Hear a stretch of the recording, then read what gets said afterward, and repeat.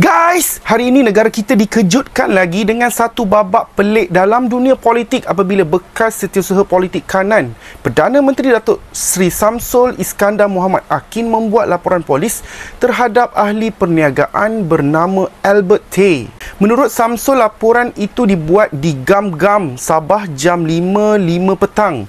Mendakwa Albert Tay memfitnahnya berkaitan dakwaan kononnya beliau menerima arahan daripada Datuk Seri Anwar Ibrahim untuk merakam perbualan beberapa ahli politik Sabah.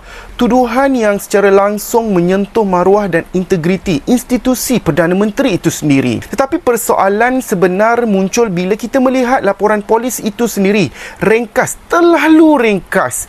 Untuk dakwaan sebesar memfitnah diri dan Perdana Menteri, biasanya laporan lebih terperinci, lengkap dengan kronologi, butiran komunikasi, bukti awal. Ini hanya tak tahulah apa jenis karangan yang kita nampak dalam laporan polis ini. Samsul benar difitnah. Lazimnya langkah paling tepat ialah saman fitnah.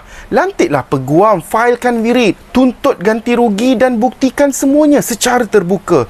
Itu standard dalam kes berprofil tinggi. Tapi kalau kita tengok setakat laporan polis yang minimalis macam ni, kita pun rasa macam Yang lagi pelik, semua ini berlaku bila beliau meletakkan jawatan sebagai setiausaha politik PMX secara mengejut tanpa sebab bukti yang kukuh. Tiba-tiba pula beliau letak jawatan dan tiba-tiba beliau muncul membuat laporan polis. Tetapi naratif kedua-duanya tidak selari. Ini membuka pintu kepada spekulasi dan fitnah terbuka. Adakah ini damage control? Adakah ini tindak balas panik?